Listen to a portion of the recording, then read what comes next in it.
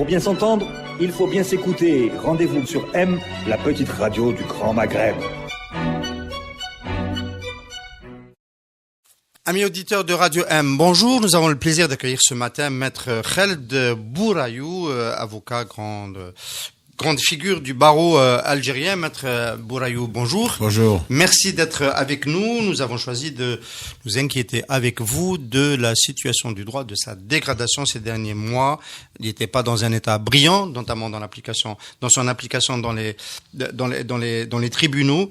Aujourd'hui, nous avons eu une accélération de procédures qui sont relativement alarmantes. Nous avons eu des journalistes qui ont été arrêtés avant même qu'on exprime les plaintes qui ont conduit à leur arrestation, notamment par la gendarmerie nationale. Nous avons eu des cas de torture, nous avons eu des cas de détention par exemple Saïd Chitour, de plusieurs mois de reconduction de la détention préventive sans raison apparente, une traque contre un cyberdissident Amir DZ qui a conduit à des arrestations dans tous les milieux qui sont en train de déboucher aujourd'hui dans la plupart des cas sur des relax. En tous les cas, un charivari, et pas seulement dans les tribunaux. En dehors, on ne respecte plus la forme. On a eu l'épisode de Saïd Bouhadji à l'Assemblée nationale. On a en ce moment l'épisode du non-respect du code du règlement intérieur du FLN avec le débarquement du BP et du CC, et ainsi de suite. Voilà. Alors, ma question, Maître Bourayou, ma première question, est-ce que il y a une perte encore plus grave de la norme du droit en ce moment en Algérie, dans cette période de fin de cycle politique qui est la fin de cycle des années Bouteflika? Oui, vous avez totalement raison. Votre perception de la réalité des choses est correcte. Mais je voudrais quand même signaler que le premier projet de réforme de l'État, ça a été du président actuel, ça a été la Commission nationale de la réforme de la justice.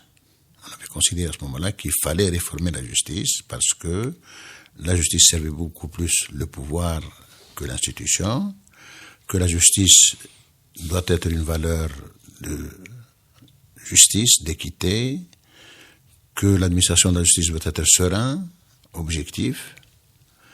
On a aujourd'hui, au bout de 15 ans, on arrive à des choses contraires, totalement contraires.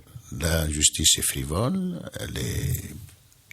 il y a de la frilosité, il y a pas de l'improvisation. Or, nous avons besoin d'une justice qui doit garantir les droits et non pas éliminer les droits.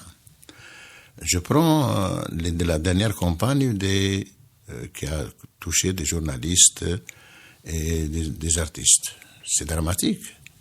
Comment peut-on donner une certaine dynamique à une justice d'étape de conjoncture, uniquement pour contrer un dissident comme il se plaît de le dire, un dissident cybernétique. On parle d'Amir DZ, un cyberdissident basé en Allemagne qui était un peu au cœur de tous les interrogatoires. Ça produit des effets contraires. Et puis, c'est que on ne respecte pas les règles de la justice, qui sont des règles pérennes. On ne met pas quelqu'un en prison d'une façon très rapide et on le relâche d'une façon aussi rapide. Quel est le résultat efficient de cette... On peut noter, Maître Bourayou, que ça s'est passé exactement de la même manière pour la justice militaire avec ces généraux-majors qui ont été embastillés et libérés tout aussi rapidement. Les gens se demandent comment on met 5 généraux en prison, en détention préventive, provisoire, et on les relâche au bout de quelques semaines. Il y a quelque chose qui ne fonctionne pas. C'est que la justice est un instrument au sein du pouvoir qu'on peut actionner à tout moment, qu'on peut lui donner l'allure ou la dimension qu'on veut. Nous sommes aujourd'hui très très loin d'une justice d'État que d'une justice de pouvoir qui existe depuis plus de 40 ans, 20 ans. Alors nous, les journalistes, on a eu l'occasion de nous rendre compte qu'il y a un nouvel instrument, peut-être une sophistication dans la manière donc de conduire la justice entre guillemets. C'est cette possibilité de faire des comparutions immédiates qui sont une forme de nouveauté. On a vu des affaires qui ont été traitées de la sorte et on élimine donc, vous allez nous l'expliquer, la phase instruction qui permet aux prévenus de se défendre. Toujours, nous sommes dans une conception de justice de statistique. de justice de célérité, de justice de vitesse. L'inspection générale du ministère de la Justice, qui doit s'occuper du bon fonctionnement de l'institution judiciaire, de l'appareil judiciaire, s'occupe des statistiques. Il y a dans chaque tribunal un procureur chargé de la statistique. Ce qui intéresse la chancellerie, c'est la statistique, combien de dossiers on a jugés. Or, la statistique ne peut pas être un élément fondamental d'appréciation du fonctionnement de la justice. La justice doit être sereine et elle doit donner des décisions qui doivent rassembler la société que la séparer. Rappelez-vous Churchill quand il a dit la fameuse « est-ce que la justice se porte bien ?» C'est pas parce que si la justice fonctionne bien, est-ce que la justice a-t-elle rendu des décisions qui sont de nature à rapprocher les citoyens que les diviser?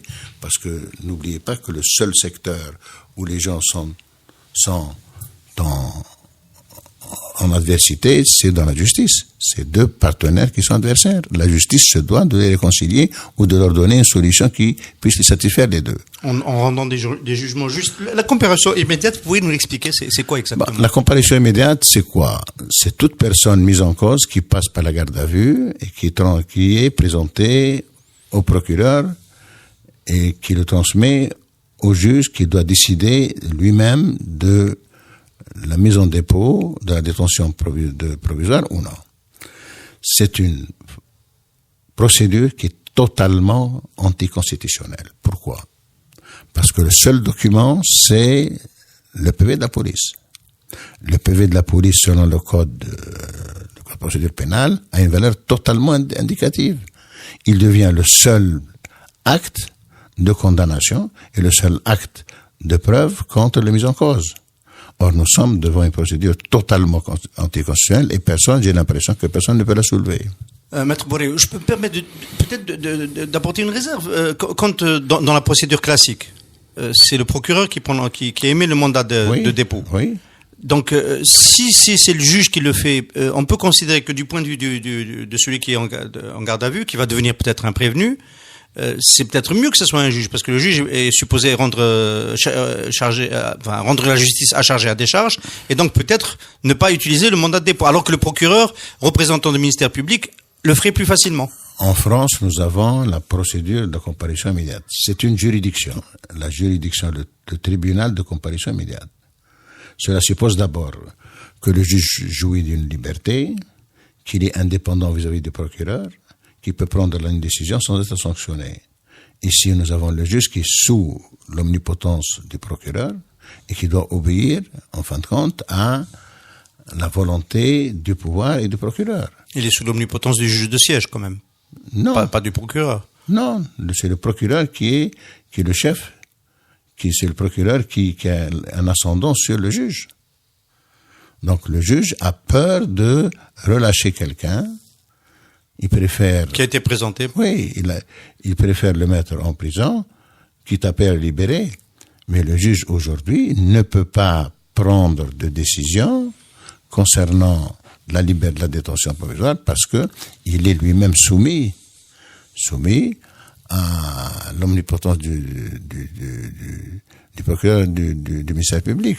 Je vais vous donner un cas. D'après une information que j'ai, au niveau des tribunaux criminels, les acquittements doivent être justifiés. Est-ce que nous sommes devant une justice qui doit rendre le droit ou devant une justice qui doit réprimer? Les acquittements doivent être justifiés. Oui. C'est-à-dire que le juge n'est plus dans la situation où il rend en son âme et conscience. Prenez le cas de Béchar. C'est abominable ce qui est arrivé. C'est quelqu'un qui a fait l'objet l'armée lui a tiré dessus. L'armée lui a tiré dessus à la frontière, oui. Oui, il est transporté au niveau du tribunal de l'hôpital. À 12h30, on lui fait l'opération, alors que dans le rapport, on indique que le guet-apens a commencé de 11h30 à 1h30. Alors que lui, à minuit et demi, il était sur la table d'opération. Il est livré le 13 par un bon de livraison, comme une marchandise. Il était encore à l'hôpital. On l'interroge le 13, il était à l'hôpital. On le met en garde à vue, il est à l'hôpital. On renouvelle la garde à vue, il est à l'hôpital. Et on parle pas du rapport médical dans la procédure. C'est un cas de forfaiture. Nous sommes plus devant un système judiciaire, mais devant un système, aujourd'hui, qui est totalement arbitraire. Alors, dans ce système totalement arbitraire, il y a ce cas-là qui est quand même assez alarmant, mais on a aussi, j'imagine, un peu partout sur le territoire national, mais je vous pose la question quand même, Maître Bourayou.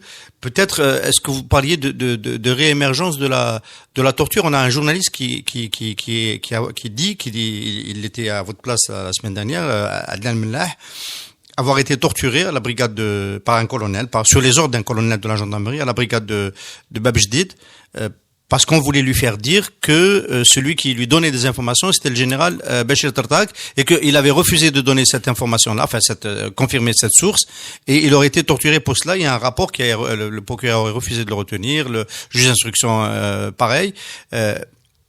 Vous situez où dans la dégradation ce type d'épisode? La torture n'a jamais disparu. N'a jamais disparu. C'est un erreur de croire qu'elle n'existe plus. Elle est pratiquée où? Pendant la garde à vue? Elle est pratiquée pendant la garde à vue, elle est pratiquée au moment d'arrestation. Je vais vous donner le cas de Béchar. Béchar, il n'a pas uniquement, le jeune n'a pas uniquement une balle dans la jambe, il a eu les dents cassées. Et on a dit il a perdu ses dents en tombant à même le sol. Alors que nous avons trouvé 2 flaques de sang, l'une là où il a tiré dessus sur la jambe, et là où il a vomi du sang suite à la cassure de ses dents. C'est horrible. Oui, donc c'est une pratique. Alors, l'épisode Mellah nous renseigne aussi sur le contexte général. Je parle du journaliste, donc où durant sa garde à vue, il a été question de politique et de sources et de conflits visiblement entre l'état-major et le coordinateur des services de sécurité à la présidence de la République. Ce qui nous amène à cette échéance du printemps prochain, de l'élection présidentielle. On a l'impression que ce qui aurait pu être réglé par le droit ne va pas pouvoir être réglé par le droit, notamment par le droit constitutionnel. Et si on continue à parler aujourd'hui du 5e mandat, c'est que, quelque part, c'est en tous les cas votre point de vue, le droit ne nous protège pas suffisamment contre ce type de dérive un peu folle, parce qu'on sait que le président de la République n'est pas en état de gouverner l'Algérie, c'est déjà le cas aujourd'hui. Pendant le 4e mandat, c'était le cas. Et donc, vous dites, il n'y a pas que la faiblesse des hommes, il y a aussi la faiblesse du droit, il n'est pas suffisamment précis. Mais bien sûr. Un pouvoir institutionnel, un état de droit, c'est d'abord la loi. Si la loi est mauvaise, l'état est mauvais. Aujourd'hui, qu'est-ce qui empêche le président de la République de se représenter? Est-ce qu'il y a un texte qui dit clairement que le président de la République doit présenter son bilan médical d'une façon périodique? Il n'y a pas. Donc, nous sommes dans une situation... Ce sont des brèches dans la loi qui sont... bien sûr. Vous vous dites que la classe politique n'a pas vu ça, que les associations de droits de l'homme n'ont pas vu ça. C'est la conception de la loi est une conception qui est une conception pas exhaustive, pas globale, mais c'est une conception isolée. Je prends un cas très clair. L'empêchement du président de la République pour raison médicale doit être codifié. Or, il n'est pas codifié. La loi, plus elle est stricte, plus elle est interprétée d'une façon très étroite. Plus elle est laconique, et ça donne plus de pouvoir au procureur de la République. Je prends le cas de Chitour. Chitour est poursuivi pour information secrète, divulgation d'informations secrètes. Divulgation d'informations secrètes portant atteinte à l'économie nationale et à la défense nationale. Je rappelle que vous avez été un de ces défenseurs. Il n'y a pas un texte qui dit quelles sont les informations secrètes. Il n'y a pas. Donc voilà, nous sommes devant un cas où l'opportunité de la qualification pénale est à la portée du ministère public. Et le ministère public représente l'État. Donc, notre système de conception de la loi n'est pas un système cohérent, uniforme, global, qui doit prévoir tous les verrous à ce qu'on ne trouve pas des sorties échappatoires. Oui. Alors, dans le cas de ces informations secrètes, on est d'accord pour dire que ce n'est pas codifié, donc ça ouvre la porte à ces interprétations-là. Dans le cas de prétendre à la magistrature suprême, il y a quand même ce sas de passage qui est celui du certificat médical qu'on présente au Conseil constitutionnel. Vous trouvez qu'il n'est pas assez contraignant du point de vue du droit et de la codification du droit? Oui, mais le drame, c'est en 89, en 2009. C'est quand on a changé, je pense que quand on a changé... La Constitution pour enlever ce verrou des deux mandats. Le drame est là. Et personne n'en parle. Le drame est là, c'est qu'on a permis, à mon avis, on a codifié... La présidence à vie. Je vais vous donner un cas très précis. Je pense qu'en France, le président de la République peut être poursuivi pour haute trahison, lorsqu'il commet la haute trahison, sui generis, mais s'il touche à des principes fondamentaux touchant à la Constitution, il peut être poursuivi pour haute trahison. Vous considérez que c'était le cas en 2008-2009, avec la révision de la Constitution? Oui. Bon, à l'époque, on peut le dire ici, c'est quelque chose qui n'aurait pas pu se faire sans l'assentiment de l'armée, et notamment sans l'assentiment... La responsabilité ailleurs. Elle est au-delà Oui, elle est au-delà de la présidence. Si le président n'était pas suffisamment fort pour le faire, il avait besoin du soutien notamment du DRS, du général Taufir, qui lui a permis de faire cette opération de révision de la Constitution que nous payons aujourd'hui avec cette présidence à vie qui devient un peu caricaturale. Donc vous dites, c'est pas assez codifié donc dans les réformes de la justice, il y a plein de réformes qu'il faut conduire, mais au niveau constitutionnel et au niveau de la capacité à conduire les affaires de l'État, il faudrait aussi codifier l'empêchement. Il faut codifier la loi selon les exigences de l'institution, non pas selon les exigences de l'homme. Il faut que nous arrivions à une justice d'un État de droit qu'une justice de pouvoir. Et là, vous voyez, les exigences et les impératifs sont diamétralement opposés. Là, la justice obéit à la loi, l'autre, la justice obéit au pouvoir. Maître Bourayou, les avocats ont joué de tout temps un rôle important dans on va dire, la pression et en tant que force de proposition pour aller dans cette direction de la modernisation de l'État, pour aller vers un État qui fonctionne avec le droit et non pas un État ou une loi qui sert les hommes, comme vous l'expliquez. Vous dites quoi de la situation de la corporation? Enfin, on a eu quand même un beau sursaut avec, je ne sais pas si vous l'appelez d'ailleurs sursaut, avec le procès de Abdoumellah, je crois pas, Abdou Sommar et Adlan Mellah. Voilà, c'est un peu la même chose. On est dans la lisière de la cyberdissidence. Donc, nos amis de la presse électronique, il y a eu une belle mobilisation avec une 60aine d'avocats qui se sont présentés.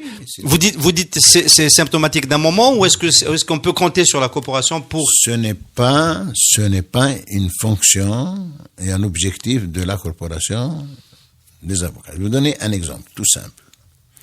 Avez-vous entendu ou assisté à un séminaire sur les droits de l'homme organisé par les avocats? Non. Donc la question suffit. La réponse, à mon avis, est suffisante.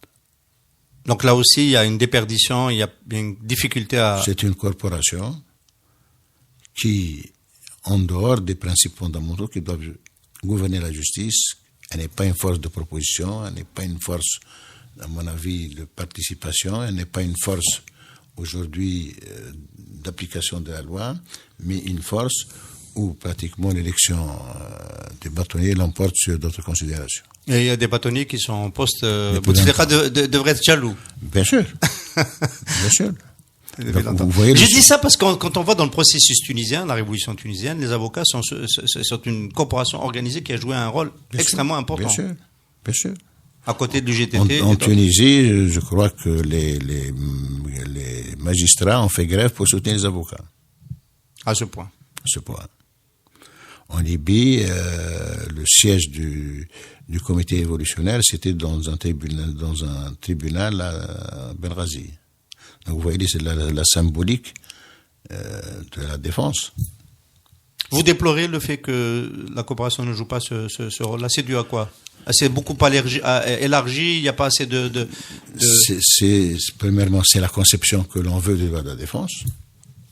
D'abord. La seconde chose, c'est qu'il n'y a pas une prise de conscience au niveau du barreau qu'il a une mission autre que celle de favoriser le retrait des jugements ou celle d'obtenir une place de parking. Oui. Et il y a il y a des alertes qui en règle générale devraient venir de cette corporation-là, qui ne se font pas. La dernière fois, il y avait Maître Bouchachi qui est passé chez nous dans une émission politique, votre collègue du barreau, qui a rappelé à ma collègue Linda Abou que la saisine dans les affaires de corruption ne peut plus se faire comme avant depuis un changement donc dans le code de procédure pénale. Il n'y a que le conseil d'administration des entreprises qui ont subi un préjudice qui peuvent engager une action. Oui, c'est l'article 6 bis du code de procédure pénale. Donc ça bon là. Quand c'est des entreprises publiques, voilà. Vous savez, c'est une opération. Si le conseil d'administration ne dénonce pas un fait délictuel, c'est le conseil d'administration qui est poursuivi. Donc, à tous les coups, il doit poursuivre. Oui. Et en sens inverse, si on n'a pas envie de poursuivre, ils seront sanctionnés. Ils seront sanctionnés. Oui. Donc, vous voyez que la loi n'est pas faite pour préserver des droits, n'est pas faite pour garantir l'équité, n'est pas faite pour organiser la société, elle est faite pour servir le pouvoir. Maître Bourayou, on va terminer cet entretien. On peut-être nous éloigner un petit peu de votre statut de défenseur du droit. Pour celui de citoyen, vous avez eu, par le hasard de la géographie, à cohabiter avec un projet promotionnel de Kamal, qu'on appelle aujourd'hui Kamal Bouchi, c'est Kamal Chekhi, promoteur champignon, qui a grossi très vite sur la vallée d'Alger sur les 6-7 dernières années, qui s'est avéré être le prévenu principal dans l'affaire de la cocaïne d'Oran, 47 ans.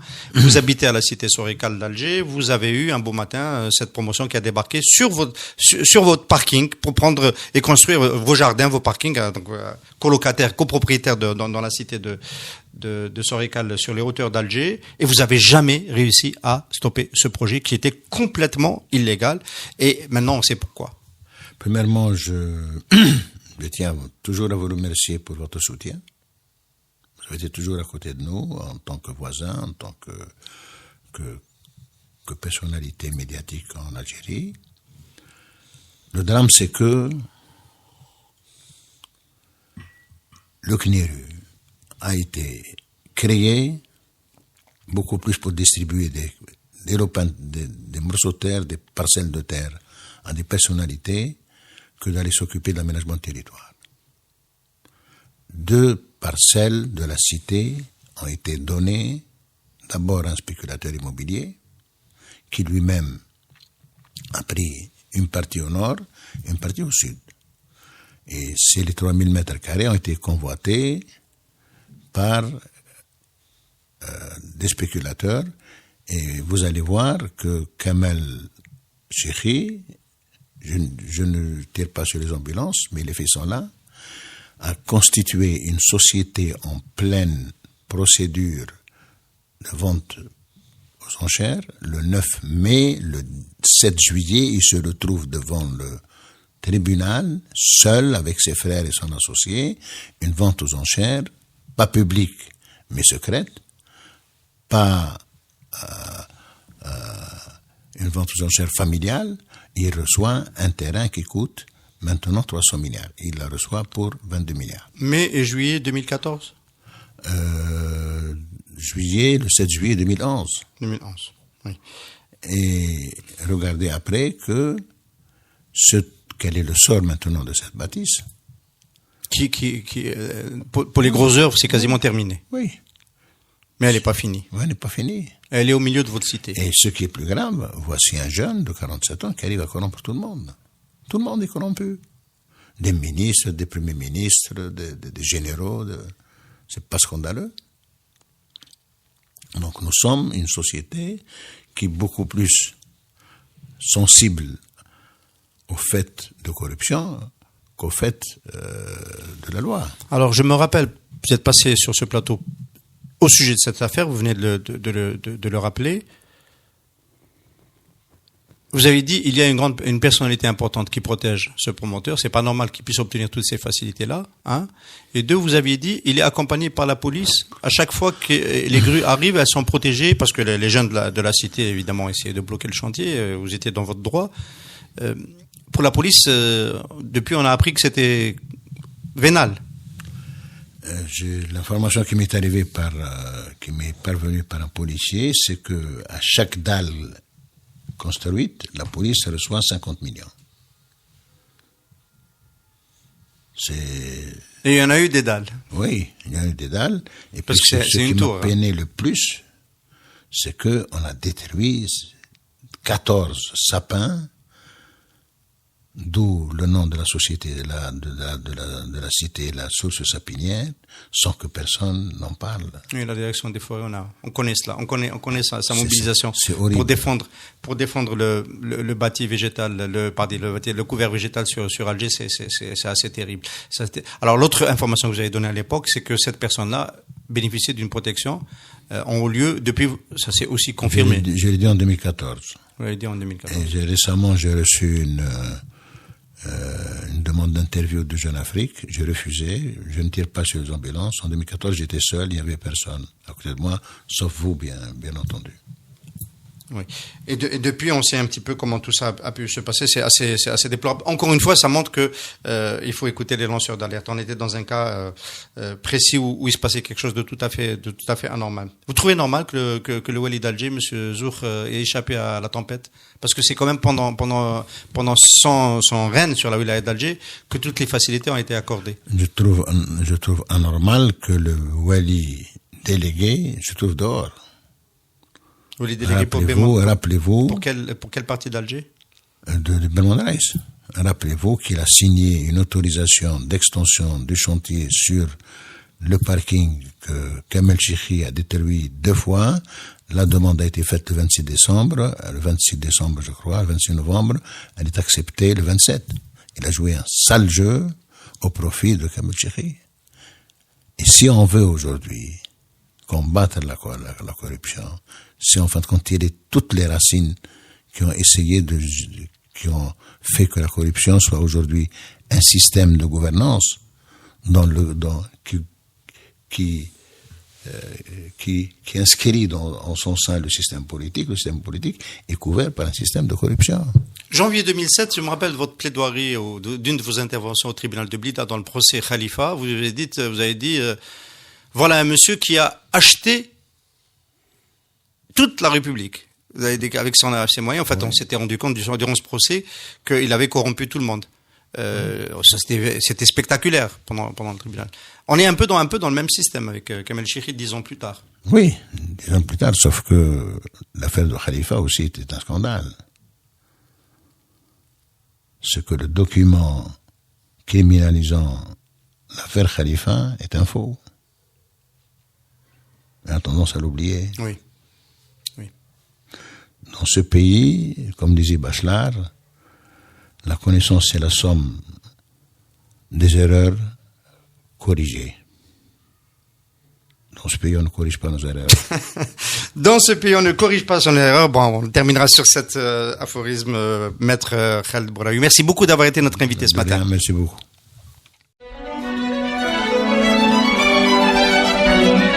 Pour bien s'entendre, il faut bien s'écouter. Rendez-vous sur M, la petite radio du Grand Maghreb.